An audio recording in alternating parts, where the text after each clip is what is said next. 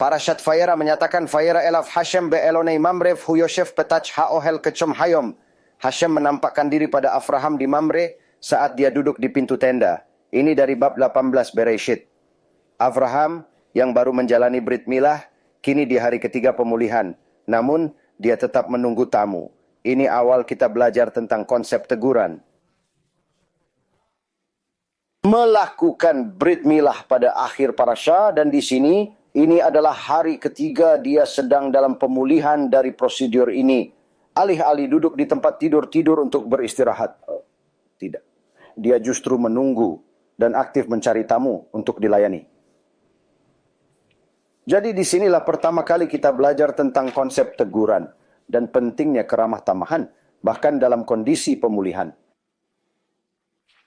Kita belajar dari Hashem sendiri ketika para malaikat datang kepada Avraham Avinu, dan mereka berkata kepadanya dalam Bereshit, Kejadian pasal 18 ayat 9. Mereka berkata kepadanya, "Di mana Sarah istrimu?" Dan dia berkata, "Di sini, lihatlah, di dalam tenda." Mengapa mereka menanyakan tentang istrinya? Pertanyaan ini tampaknya sederhana, namun memiliki makna yang lebih dalam, yang perlu kita gali dan renungkan. Penyelamat kami menjelaskan bahwa ini menunjukkan kesopanan Sarah. Wanita saleh tidak berkumpul dengan para pria. Dia tidak akan bergabung, berbicara santai seperti, "Hei, minum bir, bagaimana kabarmu? Apa rencanamu?" Dia tidak menjadi bagian dari kelompok pria. Wanita saleh menjaga jarak dengan pria lain. Begitu pula Amen tidak berkumpul dengan mereka. Dia adalah istri, bukan hadir untuk minum bir bersama tamu yang mereka anggap orang Arab. Mereka pun bertanya, "Di mana istrimu?" Hashem menyoroti kesederhanaan Sarah, meskipun dia adalah wanita tercantik yang pernah ada. Chazal mengatakan bahwa kecantikan siapapun tidak dapat dibandingkan dengan Sarah, istri Abraham yang terkenal akan kebaikan dan kebijaksanaannya. Kehadirannya yang sederhana namun berharga sangat dihargai. Anda bahkan bisa membandingkan penampilannya lebih mirip dengan monyet daripada dengannya. Begitulah cantiknya dia. Jadi sekarang hal pertama yang dia tanyakan adalah, "Di mana istrimu?" Dan kemudian, setelah itu dia mengkonfirmasi bahwa dia ada di sana karena mereka ingin memastikan dia mendengar apa yang akan mereka katakan. Mereka mengatakan kepadanya dengan penuh keyakinan, "Kamu akan memiliki seorang putra." Berita ini tentu mengejutkan mereka berdua. Ayat 12 menceritakan Sarah tertawa dalam hati, berkata, "Setelah aku layu, akankah kulitku halus lagi? Suamiku pun sudah tua." Hashem bertanya pada Avraham, "Mengapa Sarah tertawa dan mengatakan, 'Apakah aku akan melahirkan meski sudah tua?'" Hashem mengubah kebenaran di sini, di mana dia berkata, dengan bijaksana untuk menjaga kedamaian rumah tangga antara Avraham dan Sarah. Sarah bertanya, "Bagaimana mungkin aku bisa punya anak di usia setua ini?" Dia menyebut suaminya tua, bukan dirinya sendiri. Hashem, demi menjaga shalom bait, tidak memberitahu Avraham tentang hal ini. Sebaliknya Hashem berkata bahwa Sarah menganggap dirinya sendiri tua. Meski demikian, Hashem tetap membawa kebenaran dan bertanya dengan bijak, "Apakah ada sesuatu yang melampaui kuasaku? Mengapa Anda mengatakan bahwa saya tidak bisa membuat Anda? Bukankah saya yang memutuskan apakah Anda hamil atau tidak hamil? Tidak masalah jika Anda berusia 99 tahun. Tidak masalah jika Anda berusia 18 tahun, 92 tahun, atau bahkan 1000 tahun. Itu tidak membuat perbedaan.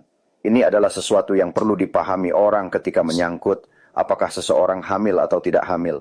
Semuanya ada di tangan Hashem. Saya akan memberikan contoh, sebuah cerita kehidupan nyata. Orang-orang menyukai keajaiban. Dan cerita ini sungguh luar biasa. Saya mengenal seorang wanita yang sangat saleh. Saya tidak memiliki izin darinya untuk menyebutkan namanya, jadi saya tidak akan menyebutkannya.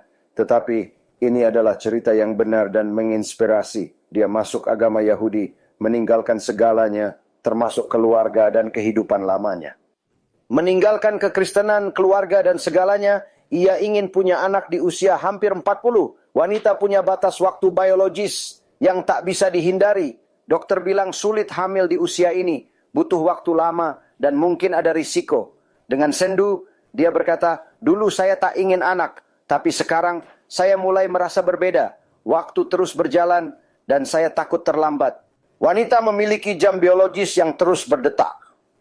Tidak mungkin memiliki anak selamanya, ini fakta biologis. Menurut dokter, sulit dan berisiko memiliki anak di usia lanjut.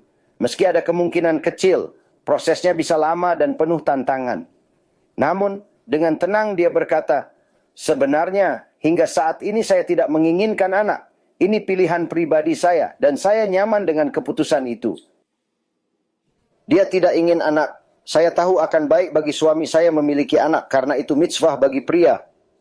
Kewajiban pria bukan wanita untuk membawa anak ke dunia. Wanita membantu tapi tidak wajib. Pria yang wajib. Namun dia berkata dengan ragu, saya tidak tahu apakah saya bisa punya anak. Dan semua orang bilang saya terlalu tua. Mungkin sudah terlambat bagi saya untuk memulai keluarga sekarang.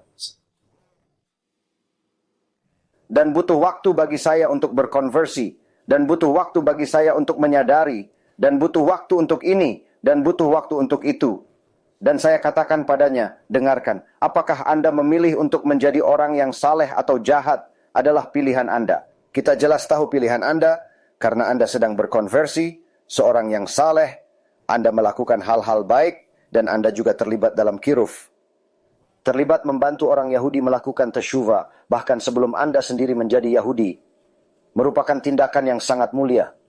Selain mendapat kasih sayang khusus dari Hashem, yang disebutkan 36 kali dalam Torah, Anda memiliki perlindungan istimewa sebagai mu'alaf. Hashem menganggap Anda sebagai anaknya yang berharga, menjadi ayah sekaligus ibu dalam perjalanan spiritual Anda. Seorang mu'alaf mendapat perlindungan khusus di Shamayim, sebuah anugerah yang tak ternilai harganya. Nah, selain itu, Anda membantu anak-anaknya yang lain kembali kepadanya. Dan di atas itu, pada hari Anda berkonversi, Anda secara resmi Anda secara resmi berusia 0 tahun. Anda dilahirkan kembali. Anda adalah jiwa yang benar-benar baru, murni, dan suci. Jadi Hashem yang memutuskan apakah Anda hamil atau tidak. Dan dia baik-baik saja dengan keputusan itu. Dia terus percaya dan menerima takdirnya dengan ikhlas. Hashem dalam beberapa tahun dia sudah memiliki 2 anak. Melawan segala rintangan, melawan logika orang lain, itu tidak masuk akal. Tetapi Hashem yang mengatur segalanya. Sayangnya, meskipun telah mencapai banyak hal, masih ada tantangan yang harus dihadapi dalam perjalanan spiritual ini.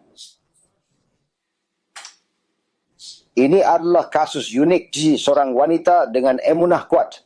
Dia percaya semua yang saya katakan dan saya memberikan sumber-sumbernya. Semuanya dari Hashem.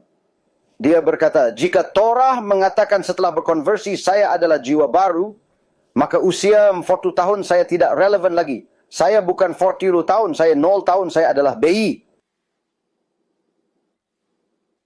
Kiruf dan menjadi mu'alaf memberi saya perhatian khusus dari Hashem. Saya akan memanfaatkannya sepenuhnya tanpa ragu.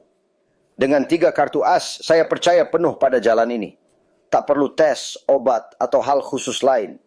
Dia melakukan segalanya sesuai kehendak Hashem secara tradisional. Tidak ada masalah atau keraguan. Semuanya berjalan sempurna sesuai rencananya. Keyakinan ini membawa ketenangan dan berkah dalam hidup kami. Namun di sisi lain ada beberapa orang yang tidak memiliki tingkat emunah yang sama. Dan langsung tanpa mencoba secara alami, tanpa perlu melakukan hal lain, mereka pergi ke dokter. Mereka menghabiskan puluhan ribu dolar untuk berbagai jenis eksperimen yang menyakitkan. Dan tetap saja 3, 4, 5 tahun kemudian mereka masih tidak memiliki anak. Hashem Yerachem. Hashem terkadang menempatkan kita dalam situasi untuk mengembangkan emunah yang akan kita bahas nanti. Pertama Hashem menegur Sarah Imeinu, bertanya, mengapa Anda mengatakan suami Anda tua? Mengapa Anda mengatakan Anda tua dan tidak bisa punya anak?